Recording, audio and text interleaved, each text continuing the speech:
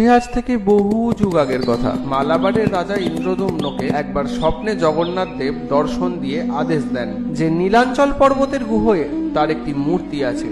সেই মূর্তিকে যেন রাজা নিয়ে সে একটি মন্দির বানিয়ে পুজো শুরু করেন। সেই আদেশ পেয়ে রাজা তার সৈন্য অনুচর নিয়ে নীলাঞ্চল পর্বতের দিকে যাত্রা করেন মূর্তির খোঁজে। রাজার দলে ছিলেন বিদ্যাপতি নামে এক ব্রাহ্মণ।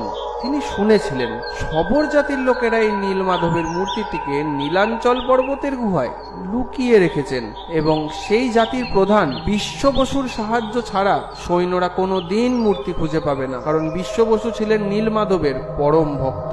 বিদ্যাপতি বুদ্ধি খাটিয়ে বিশ্ব বসুর কন্যাকে বিবাহ করে ও জগন্নাথ দেবের স্বপ্নাদেশের কথা জানিয়ে নীলমাধবের মূর্তিটি নীলাঞ্চল পর্বতের গুহা থেকে চুরি করে রাজার হাতে তুলে দেন। মূর্তি চুরি হওয়ায় বিশ্ব বসু চরম শোকাগ্রস্ত হন। তখন রাজা ইন্দ্রদম্নকে জগন্নাথ দেব পুনরায় দর্শন দিয়ে বলেন সেই নীলমাধবের মূর্তি যেন তিনি যথাস্থানে ফিরিয়ে দেন।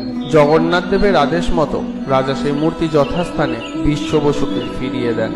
কিন্তু ততদিনে রাজা ইন্দ্রদম্ন পুরীর মন্দির প্রায় তৈরি করে ফেলেছেন। তাহলে সেই মন্দিরের কি হবে? জগন্নাথ দেবের মূর্তি কি তাহলে সেই মন্দিরে প্রতিষ্ঠা হবে না? সেই চিন্তায় রাজা কাঁদতে শুরু করলেন।